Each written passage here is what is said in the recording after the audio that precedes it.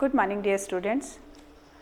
आज हम पढ़ेंगे आपका चैप्टर 12 कंचा, है ना। इसके पहले हमने पढ़ा था रहीम के दोहे और अपूर्व अनुभव, ये दोनों चैप्टर हम पढ़ चुके हैं। अब हम पढ़ेंगे चैप्टर 12 कंचा। वह नीम के पेड़ों की घनी छाँव से होता हुआ सियार की कहानी का मज़ा लेता आ रहा था।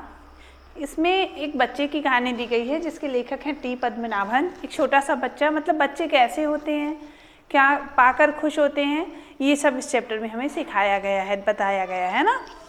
वह नीम के पेड़ों की घनी छाँव से होता हुआ सियार की कहानी का मजा ले रहा था। जो बच्चा था वो नीम की पेड़ की छाँव से आता हुआ मतलब कहानी का मजा ले रहा था। हिलते डुलते उसका बस्ता दोनों तरफ झूमता खनकता था। स्लेट कभी छोटी शीशी से टकराती तो कभी पेंसिल से। उसकी जो स्लेट थी मतलब उसके अंदर रखे सामानों से बार बार टकरा रही थी। यूँ वे उस बस्ते के अंदर टकरा रहे थे, मगर वह कुछ ना कुछ सुन रहा था ना कुछ देख रहा था। लेकिन वो उसे कुछ समझ में नहीं आ रहा था। क्यों नहीं आ रहा था? उसका पूरा ध्यान कहानी पर केंद्रित था। मतलब सब कुछ था पर वो उस कहानी का मज़ा ले रहा था, बहुत ही खोया हुआ था उस कहानी में। कौवे और सियार की कहानी थी, है ना। सियार कौवे से बोला, प्यारे कौवे एक गाना गाओ ना, तुम्हारा गाना सुनने के लिए तरस रहा हूँ। कौवे ने गाने के लिए जैसे ही, कहानी क्या थी कि जैसे ही कौवे ने गाने के लिए रोटी का मतलब मुंह खोला, वैसे ही रोटी का टुकड़ा नीचे गिर गया और उस टुकड़े को सियार ने खा लिया। वह जोर से हंसा बच्चा और उसने कहा, बुद्धू कौवा। वह चलते चलते एक दुकान के सामने पहुंचा जहां अलमारी पर कांच के बड़े बड़े जार कतार में रखे थे। कांच के मतलब दुकान में कांच के जार कतार में लाइन में रखे हुए थे। उनमें बहुत सारी चीज़ें थी, चॉकलेट थी, पिपरमिंट थी, बिस्किट्स थे। इसकी नज़र किसी पर नहीं पड़ी। क्यों देखे? उसके पिताजी ये चीज़ें उसे बराबर लाते हैं। बच्चों के पेरेंट्स जो होते हैं उन्हें चॉकलेट बिस्किट तो लाते ही हैं, तो ये सब चीज़ें वो नहीं देख रहा था। क्या देख रहा था? फिर भी एक नए जार ने उसका ध्यान आकृष्ट किया। वह कंधे से लटकते बस्ते का फीता एक तरफ हटाकर उस जार के सामने टुकुर टुकुर ताकता रहा। नया नया लाकर रखा था। उसने वह चीज़ कभी नहीं देखी थी। पूरे जार में कंचे थे। कंचे समझते हो? जो खेलते हैं, गोल गोल रहते हैं, कई कलर में आते हैं कंचे। आप लोग उसको बंटियाँ वगैरह कुछ कहते होंगे। हरी लकीर वाले बढ़िया सफ़ेद गोल कंचे, बड़े आंवले जैसे, जितने खूबसूरत हैं। अब तक यहाँ ये थे, कहाँ थे? शायद दुकान के अंदर होंगे। अब दुकानदार ने दिखाने के लिए उसे, मतलब बच्चा ये सोच रहा था कि ये कंचे अब तक कहाँ रखे थे। शायद दुकानदार ने अंदर रखे होंगे और आज इसे बाहर निकाला है। उसके देखते देखते जार बड़ा होने लगा। वह आसमान सा बड़ा हो गया। वह भी उसके भीतर आ गया और वहाँ और कोई लड़का तो नहीं था। फिर भी उसे मतलब देखते देखते वो मतलब उसकी कल्पना में खो गया और उसने ऐसी कल्पना की कि ये जार जो है वो बड़ा हो गया है और वो जार के अंदर है वो बच्चा। वहाँ और कोई नहीं था, लेकिन फिर भी उसे वही पसंद था। छोटी बहन हमेशा के लिए चले जाने के बाद, छोटी बहन उसकी जो थी वो हमेशा के लिए नहीं, इस संसार से विदा ले चुकी थी, वो अब नहीं थी। वह कंचे चारों तरफ बिखेरता और मज़े से खेलता। मतलब उसने ऐसी कल्पना करी कि डिब्बा जो है वो बड़ा हो गया, काफ़ी बड़ा। जार जो रखा था दुकान में, कल्पना मतलब इमेजिन किया उसने, है ना। अपने दिमाग में उसने ऐसे ख्याल बनाए। जब उसने देखा तो उसके ख्याल से ही वो डिब्बा बड़ा हो गया और वह उसके अंदर अकेले ही खेल रहा था। कोई और नहीं था, फिर भी उसे वही अच्छा लग रहा था। वो कंचों को चारों तरफ बिखेर रहा था। तभी एक आवाज़ आई, लड़के तू उस जार को नीचे गिरा देगा। वह चौंक उठा। जार अब छोटा बनता जा रहा था। अब उसने मतलब ख्याली पुलाव उसके समाप्त हो चुके थे। दुकानदार ने तेज से बोला था, छोटे जार में हरी लकीर वाले सफ़ेद गोल कंचे, सिर्फ 2 जने वहाँ हैं, वह और बूढ़ा दुकानदार। दुकानदार के चेहरे पर कुछ चिड़चिड़ाहट थी। मैंने कहा ना जो चाहते हो वह मैं निकाल कर दूँ। वह उदास होकर खड़ा हो गया। क्या कंचा चाहिए? दुकानदार ने जार का ढक्कन खोलना शुरू किया। उसने निषेध में, मतलब बच्चे ने क्या किया कि कहा मुझे कुछ नहीं चाहिए। तो फिर सवाल खूब रहा, क्या उसे कंचा चाहिए? मतलब वो इन्हीं सब उधेड़-बुन में खोया हुआ था। मतलब उसको कंचा तो लेने का मन था पर उसके पास पैसे नहीं थे। स्कूल की घंटी सुनकर वह बस्ता थामे हुए मतलब इसी उधेड़-बुन में खड़ा था कि तभी स्कूल की बेल लग गई और वो स्कूल के अंदर चला गया। देर से पहुंचने वाले बच्चों को पीछे बैठना पड़ता है। उस दिन वह सबके बाद पहुंचा, क्योंकि वह कंचे देखने में बिजी हो गया था, तो वो सबसे बाद में पहुंचा और उसे सबसे पीछे बैठना पड़ा। सब अपनी अपनी जगह पर हैं। रामन अगली बेंच पर, सब बच्चे अपनी अपनी जगह पर बैठे थे। लड़कों के बीच जॉर्ज सबसे अच्छा कंचे का खिलाड़ी था, कितना भी बड़ा लड़का उसके साथ खेले। जॉर्ज से जो जॉर्ज था उसका दोस्त, वो कंचों का सबसे अच्छा खिलाड़ी था। हारने पर यूं ही विदा नहीं हो सकता, हारे हुए अपनी बंद मुट्ठी ज़मीन पर रखनी होती है, मतलब हारे हुए बच्चों को अपनी मुट्ठी ज़मीन पर रखनी होती है। तब जॉर्ज कंचे चलाकर बंद मुट्ठी के जोड़ों की हड्डी तोड़ता है, मतलब ऐसे कंचा खेलते थे वो लोग। जॉर्ज क्यों नहीं आया? अरे हाँ, जॉर्ज को बुखार है ना, उसे रामन ने यह सूचना दी थी। उसने मल्लिका को, मतलब उसके सारे दोस्त थे ये। जॉर्ज का घर रामन के रास्ते में पड़ता है। अपू कक्षा की तरफ ध्यान नहीं दे रहा। मास्टर जी पढ़ा रहे हैं। उसने हड़बड़ी में पुस्तक खोलकर सामने रख ली। रेलगाड़ी का सबक था, रेलगाड़ी चैप्टर वो पढ़ा रहे थे। पृष्ठ 37। घर पर उसने यह पाठ पढ़ लिया है। मास्टर जी बीच बीच में बेंच जो मतलब डंडी को मेज पर ठोकते हैं, मतलब कह रहे हैं कि बच्चों तुम में से कई ने रेलगाड़ी देखी होगी। उसने भाप की गाड़ी भी कहते हैं, क्योंकि इसका मतलब उसके बारे में वो पढ़ा रहे थे। यंत्र जो है भाप की शक्ति से चलता है, मतलब उसका इंजन जो है, भाप का मतलब पानी से निकलती हुई भाप से है। तुम लोगों के घरों के चूल्हे में भी, अप्पू ने भी सोचा रेलगाड़ी, उसने रेलगाड़ी देखी है, छुक छुक छुक, यही रेलगाड़ी है भाप की, मतलब अप्पू सोच रहा था उसके बारे में। मास्टर की आवाज़ मास्टर जी की अब कम ऊंची होती जा रही थी। वे रेलगाड़ी के हर एक हिस्से के बारे में समझा रहे थे। मतलब अप्पू का दिमाग कहीं और था। क्यों कहीं और था? क्योंकि वो कंचे जब से देख के आया था वह उन्हीं कंचों में खोया हुआ था। वो उसको पढ़ाई लिखाई से अब कोई मतलब नहीं था। वो मतलब उसने उस चैप्टर को पढ़ा था पहले, लेकिन मास्टर जी जो पढ़ा रहे थे उसे कुछ ध्यान नहीं था। पानी रखने के लिए, मतलब वो ये बता रहे थे कि अंग्रेजी में इसे बॉयलर कहते हैं, पानी रखने के लिए उसमें खास जगह ट्रेन में होती है, सब बता रहे थे। लेकिन अप्पू उस कंचे में खोया हुआ था। उस चेहरे का तभी उसके चेहरे पर एक चाक का टुकड़ा पड़ा। अनुभव के कारण वह उठकर खड़ा हो गया। मास्टर जी गुस्से में हैं, और मतलब तेज से जब टीचर गुस्सा जाते हैं तो बच्चों के ऊपर नहीं कुछ लिए रहते, तो चाक वगैरह तो फेंकते हैं कि इधर देखो, तो वैसे ही वह खामोश हो गया। क्या नहीं बोलेगा। वे अप्पू के पास पहुँचे। सारी कक्षा सांस रोके उसकी तरफ देख रही थी। उसकी घबराहट बढ़ गई। मैं भी किसके बारे में, टीचर ने उससे पूछा मास्टर जी ने, कि मैं भी किसके बारे में पढ़ा रहा था।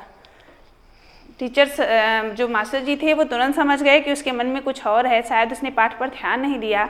अगर दिया होता तो उसका जवाब उसके मन से बाहर ले आना है, इसी में उनकी सफलता है। हाँ बता, डरना मत। मास्टर जी ने देखा अप्पू की जबान पर जवाब था हाँ। वह कांपते हुए बोला कंचा। मतलब उसका दिमाग तो कंचे में था, तो उसने आंसर दिया, जबकि टीचर क्या पढ़ा रहे थे रेलगाड़ी के विषय में, तो उसने जवाब क्या दिया? कंचा। वे चकपका गए। कक्षा में भूचाल आ गया। Stand up. मास्टर साहब की आंखों में चिंगारियां सुलग रही थी। अप्पू रोता हुआ बेंच पर खड़ा हो गया। उसको पनिशमेंट मिली बेंच पर खड़े होने की। पड़ोसी कक्षा के टीचर ने दरवाजे में झांक कर देखा, फिर सम्मिलित हंसी। रोकने की पूरी कोशिश करते हुए अपना दुख रोक नहीं पाया। सुबकता, मतलब रो रहा था बच्चा। अप्पू उस बच्चे का नाम था जो कंचे के बारे में बात कर रहा, जो मतलब जिसके ऊपर ये चैप्टर लिखा गया, वो बच्चा ही अप्पू है। फिर उसका दिमाग, अब क्या हुआ, वो खड़ा था पर फिर उसका दिमाग कंचे पर जा रहा था। किसी को शक हो तो कुछ पूछ लो। मास्टर जी ने उस घंटे का सबक समाप्त किया। क्या किसी को कोई शक है? अप्पू की शंका भी दूर नहीं थी। वे सोच रहा था क्या जॉर्ज को साथ ले चलने पर दुकानदार कंचा नहीं देगा? अगर खरीदना ही पड़े तो कितने पैसे लगेंगे? मतलब इस दिमाग में था कि अगर मुझे पैसा कितना लगेगा, मुझे जॉर्ज के साथ में जाऊंगा तो मुझे कंचा मिल जाएगा या नहीं। रामन ने मास्टर जी से सवाल किए और उसे सवाल का जवाब मिल गया। अम्मिनी ने शंका का समाधान कराया। मतलब जो टीचर पढ़ा रहे थे, कई छात्रों ने उसे दोहराया और सब एक दूसरे से उनकी शंका जो थी, मतलब होता है ना डाउट जो होता है, वो सब क्लियर हो गया। लेकिन वो क्या था, फिर उसका दिमाग कंचे पर ही था। हरी लकीर वाले सफ़ेद गोल कंचे उसके सामने से फिसलते गए। मास्टर जी ने पूछा क्या रेलगाड़ी के लिए? उसने सिर हिलाया। बेवकूफ़, रेलगाड़ी को पैसे से खरीद सकता है? अगर मिले तो उसे क्या करेगा? वह खेलेगा, जॉर्ज के साथ खेलेगा। रेलगाड़ी नहीं, कंचा। चपरासी एक नोटिस लाया। तभी टीचर के पास एक नोटिस आया और उसमें फ़ीस के बारे में बताया गया था। राजा ने जाते जाते अप्पू के पैर में चिकोटी काट ली। उसने अपने पैर खींच लिए। उसे याद आया उसे भी फीस जमा करनी है। पिताजी ने उसे 1.5 रुपया उसके लिए दिया है। उसने अपनी जेब टटोली। 1 रुपये का नोट और 50 पैसे के सिक्के, इतनी उसकी फीस थी। किधर? वह बेंच से नीचे उतरा और पूछा। तभी मास्टर जी ने पूछा किधर जा रहे हो? उसके कंठ से खुशी की बुलबुलें उठे। फीस देनी है। फीस मत देना, मास्टर ने कहा। वह झिझकता रहा। On the bench. वह बेंच पर चढ़कर रोने लगा। क्या भविष्य में कक्षा में ध्यान से पढ़ेगा? ध्यान दूंगा, उसने कहा। वह दफ्तर गया। वह दफ्तर में बड़े टीचर ने फिर उसे जाने दिया और वो जब गया तो वहाँ पर बहुत सारी भीड़ थी। एक एक करके आओ। उन्होंने कहा क्लर्क बाबू बता रहे हैं, पहले मैं आया, मैं ही हूँ, मेरे बाकी पैसे। इस शोरगुल में अप्पू मतलब कई सारे बच्चे अपनी फीस जमा कर रहे थे, अप्पू थोड़ी दूर पर खड़ा था। सबने जमा कर दी फीस उसके दोस्तों ने। वह सोच रहा था जॉर्ज को साथ लेकर चलूं तो, लेकिन उसके दिमाग में अभी भी कंचा ही चल रहा था। कक्षा छोड़ने के बाद मास्टर जी ने पूछा, वह नहीं उठा। घंटी बजने पर फीस जमा करते हुए सभी बच्चे इधर से उधर से चले, वह भी चला, मतलब मानो नींद से जागकर चल रहा हो। कक्षा छोड़ने के पहले मास्टर जी ने पूछा, वह नहीं उठा। शाम को थोड़ी देर इधर उधर टहलता रहा। लड़के गीली मिट्टी में छोटे गड्ढे खोदकर कंचे खेल रहे थे, वह उनके पास नहीं गया। फाटक में रिक्शे थामे उसने सड़क की तरफ देखा। हाँ, उस मोड़ पर दुकान है, दुकान में अलमारी, बाहर खड़े खड़े छू सकेगा अलमारी में से, मतलब उसके दिमाग में फिर भी कंचे ही चल रहे थे। और वो दुकानदार के पास जाकर खड़ा हो गया। दुकानदार उसके इंतजार में ही था। वह भी हंसा, कंचे चाहिए है ना? उसने सिर हिलाया। दुकानदार जार का ढक्कन जब खोलने लगा तब अप्पू ने कहा, अच्छे कंचे हैं ना? बढ़िया, फर्स्ट क्लास कंचे। दुकानदार ने कहा, तुम्हें कितने चाहिए? उसने पूछा। उसने जेब में हाथ डाला। 1 रुपया और 50 पैसे हैं। उसने वह निकाल कर दिखाया। दुकानदार चौंका, इतने सारे पैसों के कंचे? पहले कभी लड़के ने इतनी बड़ी रकम की, उस समय वो पैसा बहुत था। जिस समय का ये चैप्टर है उस समय 1.5 रुपया बहुत माना जाता है। आज के ज़माने में हमें 1.5 रुपये में कुछ नहीं मिलता है ना। इतने कंचों की क्या ज़रूरत है तुम्हें? उसने कहा, मैं नहीं बताऊंगा। दुकानदार समझ गया, क्योंकि वह भी किसी ज़माने में बच्चा था, उसके साथ ही मिलकर खरीदे। उसने ये सोचा कि शायद उसके साथ ही मिलकर खरीद रहे होंगे, यही उनके लिए खरीदने आया है। वह कंचे खरीदने की बात जॉर्ज के सिवा और किसी को नहीं बताना चाहता था। दुकानदार ने पूछा, क्या तुम्हें कंचा खेलना आता है? वह नहीं जानता था। तो फिर कैसे कैसे सवाल पूछ रहा है, उसका धीरज जवाब दे रहा था। उसने हाथ फैलाया, दे दो। दुकानदार हंस पड़ा और वह भी हंस पड़ा। कागज़ की पोटली छाती से चिपटाए वह नीम के पेड़ों की छांव में चलने लगा। कंचे अब उसकी, मतलब वो कंचे लेकर अब लौट रहा था, बहुत खुश था। वह हंस रहा था। उसका जी चाहता था काश पूरा जार उसे मिल जाता। जार मिलता तो उसके छूने से ही कंचे को छूने का एहसास होता। एक उसे शक हुआ, क्या सब कंचों में लकीर है? उसने पोटली खोलकर देखने का निश्चय किया। उसने सोचा कि पोटली खोल के देख लेता हूँ कि कंचे में लकीर है या नहीं। बस्ता नीचे रखकर धीरे से पोटली खोलने लगा। सारी पोटली खुली और सारे कंचे वहीं पर बिखर गए। क्षण भर तक पकाने के बाद वह उन्हें चुनने लगा। हथेली भर गई। वह चुने हुए कंचे कहाँ रखे? स्लेट और किताब बस्ते से बाहर रख दी उसने, क्योंकि छोटा बच्चा था, उसको ये दिमाग नहीं था कि हमको अपनी बुक कहाँ रखनी चाहिए। उसने तुरंत अपने बैग से सब कुछ निकाला और बाहर कर दिया और सारे कंचे उसको बिन बिन के उसने डालने लगा। तभी एक कार आई और कार वाले ने ब्रेक लगाया। वह इस वक्त हॉर्न लगा रहा था बार बार कंचे चुन, लेकिन वो क्या था, इतने अपने कंचे उठाने में एकदम बिजी था, वो देख ही नहीं रहा था कुछ। ड्राइवर को इतना गुस्सा आया, उस लड़के को कच्चा खा जाने का मन हुआ। उसने बाहर जाकर देखा वह लड़का क्या कर रहा है। हॉर्न की आवाज़ सुन कंचे चुनते अप्पू ने बीच में सिर उठाकर देखा। सामने एक मोटर है, उसके भीतर ड्राइवर। उसने सोचा क्या उसे कंचे अच्छे लग रहे होंगे, शायद वह भी मजा। उसने सोचा क्या, उसके दिमाग में ये था कि शायद उसे भी कंचे अच्छे लग रहे हैं। वो बच्चा था। एक कंचा उठाकर उसे दिखाया और हंसा, बहुत अच्छा है ना? ड्राइवर का गुस्सा हवा, वो भी बच्चे को देखकर शांत हो गया उसका गुस्सा। वह हंसने लगा। बस्ता कंधे पर चपटाए, स्लेट, किताब, पेंसिल, शीशी सब छाती से चिपकाए वह घर गया। उसने बैग में कंचे भर लिए और अपनी बुक वुक सब उठा ली। उसकी माँ शाम की चाय तैयार कर उसकी राह देख रही थी। बरामदे की बेंच पर स्लेट किताब फेंककर दौड़कर माँ के गले लग गया। उसके लौटने में देर होते देख माँ घबराई हुई थी। उसने बस्ता जोर से हिलाकर दिखाया। अरे यह क्या है? माँ ने पूछा। मैं नहीं बताऊंगा, वह बोल पड़ा। मुझसे नहीं कहेगा? कहूँगा। माँ आंखें बंद कर लो। माँ ने आंखें बंद कर दी। उसने 1 2 3 गिना। माँ ने आंखें खोलकर देखा, बस्ते में कंचे ही कंचे थे। वह कुछ और हैरान हुई। इतने सारे कंचे कहाँ से लाया? उसने पूछा माँ ने कि इतने सारे कंचे कहाँ से लाया? उसने कहा पैसों से खरीदे हैं। पिताजी की तस्वीर की ओर, मतलब कि उसने तस्वीर अपने पिताजी की तस्वीर को दिखाते हुए कहा कि जो पैसे उन्होंने दिए थे उसी से खरीदा है। माँ ने दांतों तो ले उंगली दबा ली। फीस के पैसे? इतने सारे कंचे काहे के लिए लिए?